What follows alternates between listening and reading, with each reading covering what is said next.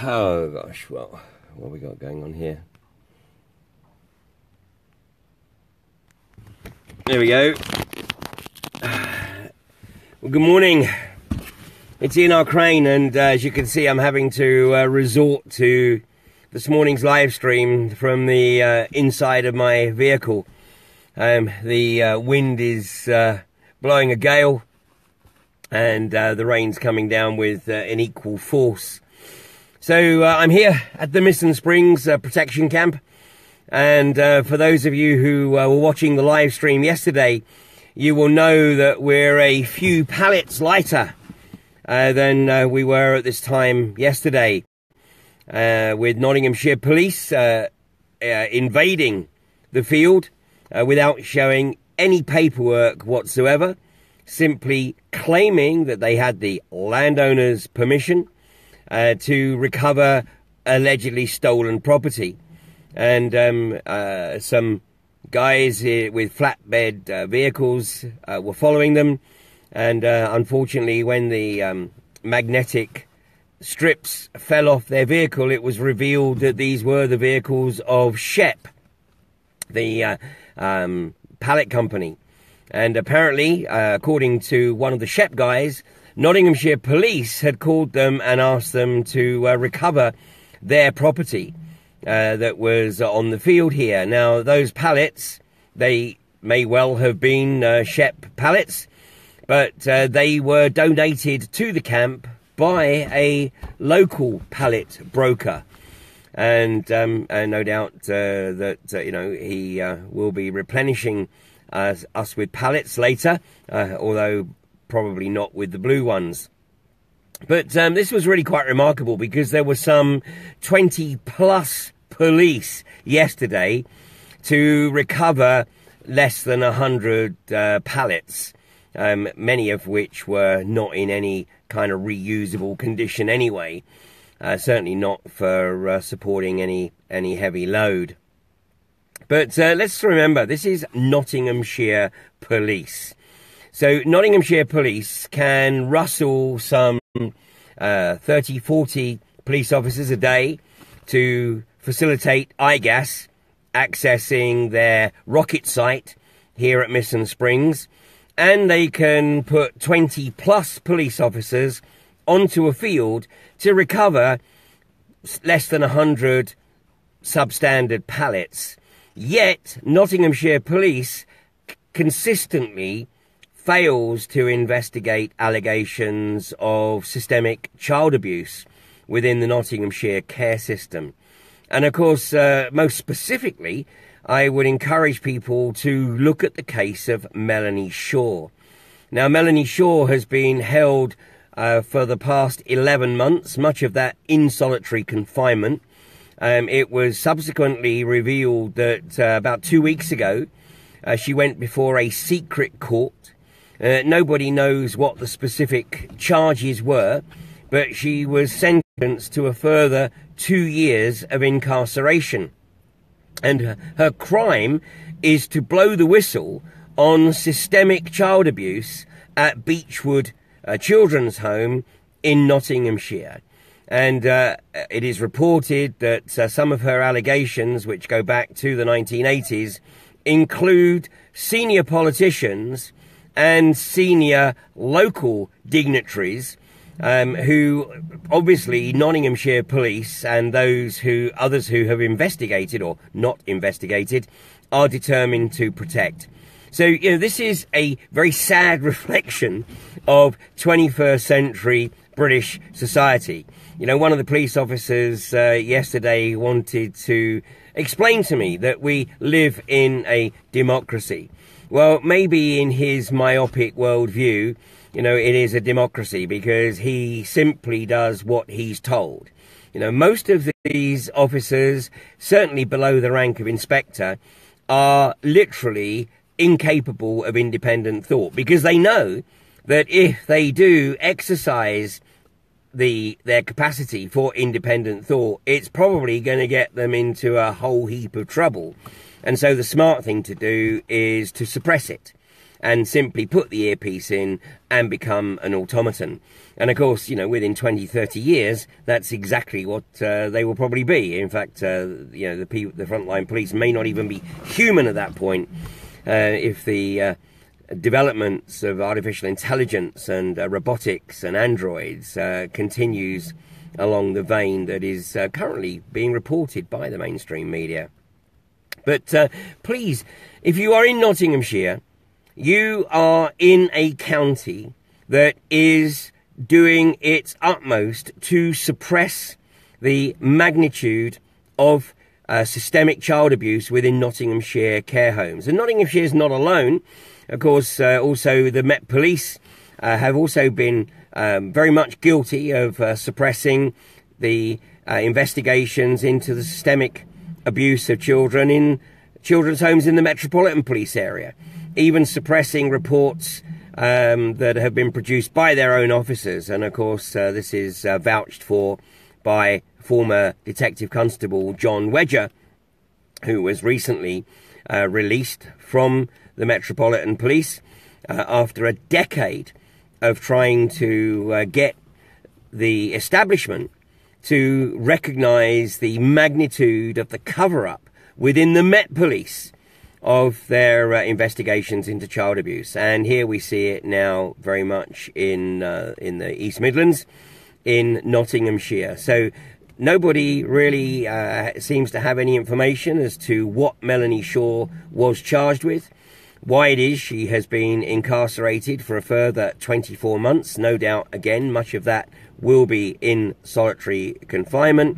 But what is becoming increasingly evident is that anyone who has the audacity to be able to produce evidence or first-hand accounts of systemic abuse is effectively targeted by the state and incarcerated or threatened to you know, keep quiet. Meanwhile, of course, what we have is an unconventional gas industry that in this democracy that the Notts police officer took great delight in telling me we lived in. Of course, the Tory party are the only party supporting this abomination, and every other constituent country of the United Kingdom, of Great Britain and Northern Ireland, has found a way to effectively ban this industry or prevent it from establishing a foothold within their borders. So here we are in England, the last country to be fighting to shut this down. Now, iGas, of course, you know, I was up against iGas at Barton Moss 4 years ago now, in 2014. Well, almost exactly 4 years ago, their stock price was £1.40. Well, today, if you took a quick look and saw that it's at 96 pence, you think, well, that's not too bad.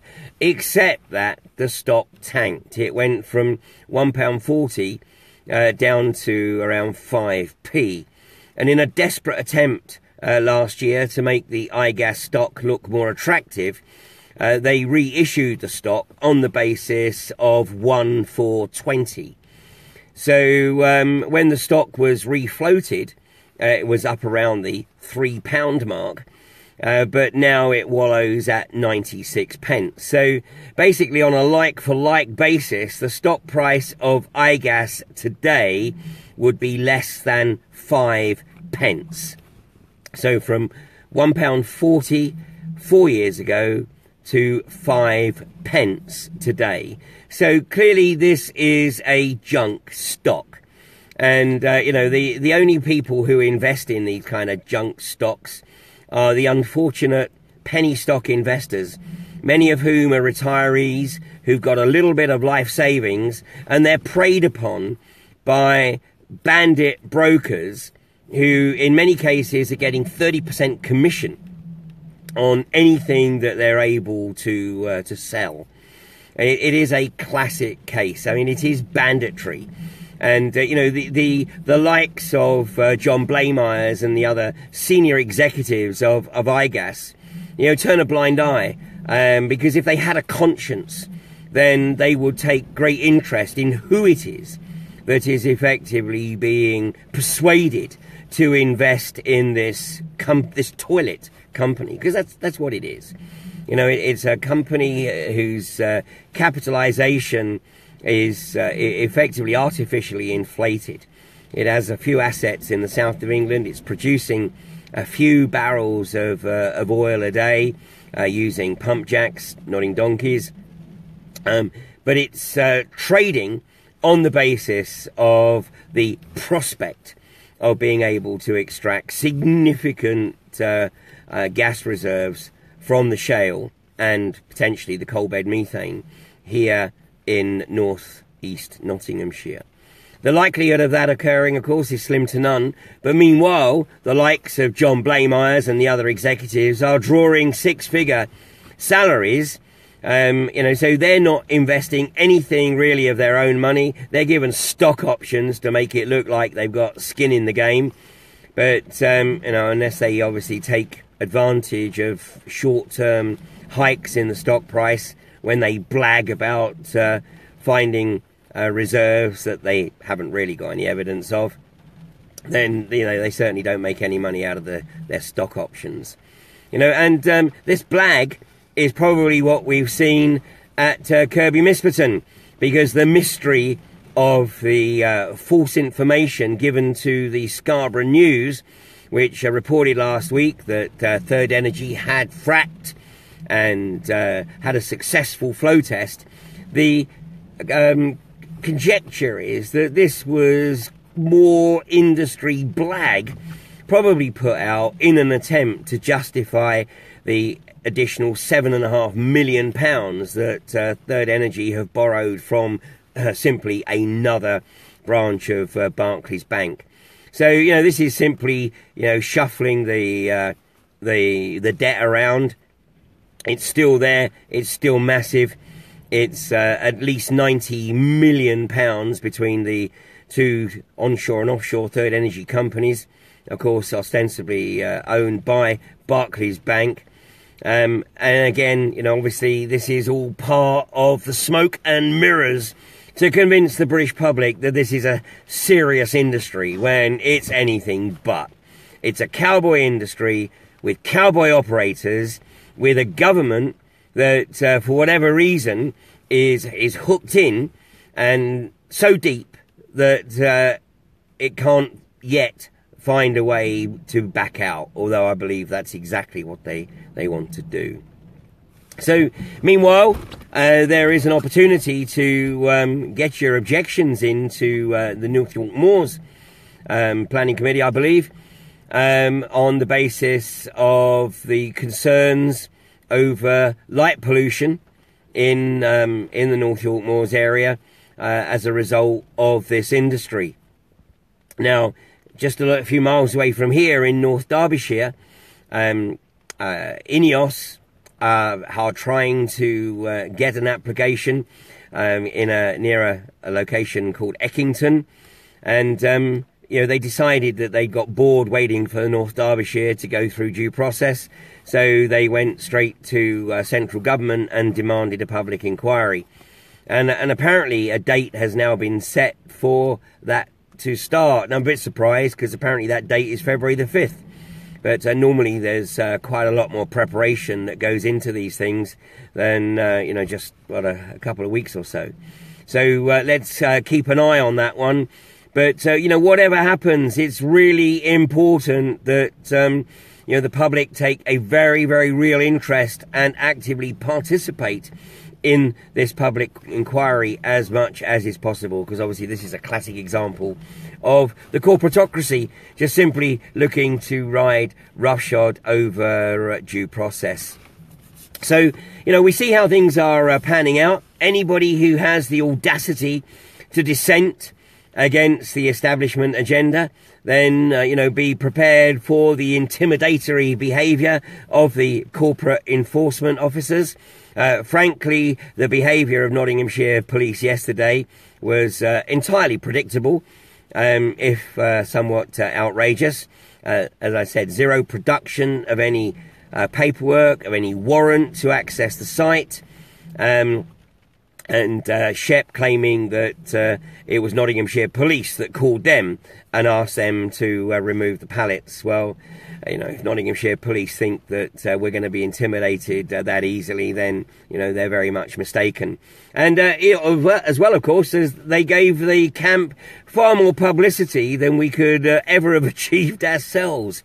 The live stream of that pathetic incident already being watched by over 25,000 people. So, and I'm sure that, you know, we can rely on some of those 25,000 to help us re-establish our pallet resource. And hopefully at the weekend, I mean, I know we've got some people coming up from the south of England to help with the construction on the site.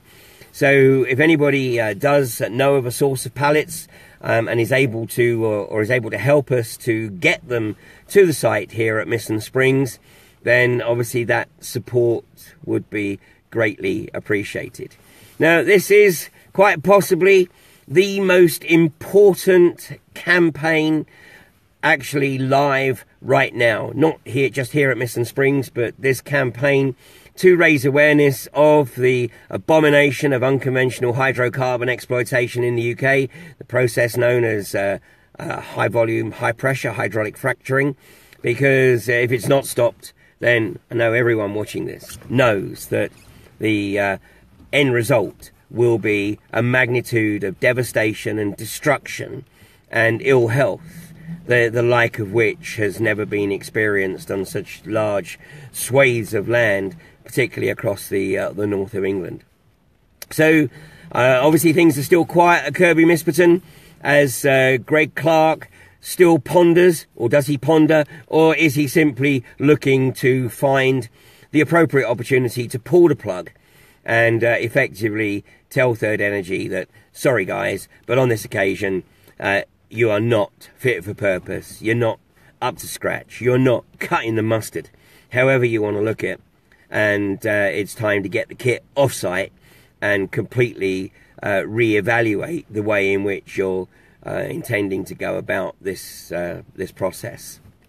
So, whilst all's quiet in Kirkby Misperton, of course, Quadrilla are still trying to blag that they're making good progress over at Prestonnew Road. And thanks to the tenacity of the people, particularly at the gate camp there, who are keeping constant monitoring of what's occurring, and Quadrilla's blag does not seem to be supported by the physical evidence that you know, they're still actually a long way short of reaching their terminal depth. So elsewhere, of course, you know, North Derbyshire is under attack. Nottinghamshire very much live here at Missing Springs, pending the decision of hopefully the full planning committee as to whether IGAS should be permitted to continue to construct the pad beyond the end of this month during the bird breeding season. Particularly, apparently, it's the long-eared owl that is the one of the rare breeds that is known to nest at this site of special scientific interest. And of course, in the south of England, Leith Hill still very much under threat, as is Brockham. And of course, Quadrilla has, as a desperate measure, sold 25% of its stake at Balcombe to Angus Energy in an effort to raise much needed cash. So it doesn't matter how you look at this industry, it's in the toilet, and it just needs someone now to actually push the flush and kill it off once and for all. The British government doesn't seem to have the cojones to do that, so it's going to come down to the British people, particularly the English people now, those resident in England, to shut this down once and for all. And as somebody's just put up on the responses here, you know, we did indeed say no. So hashtag we said no. So thanks for joining me. Hopefully I'll be back outside tomorrow in the fresh air. And I'm not sure how much activity there's going to be today. There seems to be a significant lack of police around here. So they're either out investigating the theft of yet more pallets, because somehow I doubt they're doing what they should be doing, and putting the resources into investigating the systemic child abuse allegations that go back over 30 years here in Nottinghamshire, and particularly the Beechwood Children's Home in Nottingham. So please do your own research, and if you haven't come across the name Melanie Shaw before now, then I would implore you to put that name into the search engine and look at the report that Brian Gerrish wrote not even 2 weeks ago, following his discovery that Melanie had been sentenced by a secret court to a further 2 years of incarceration. It's a sad, sad country that pretends to be a world power. It's a banana republic. But hey, we can bring about the changes that we all know we need to see. So thanks for joining me today. I'll catch you tomorrow.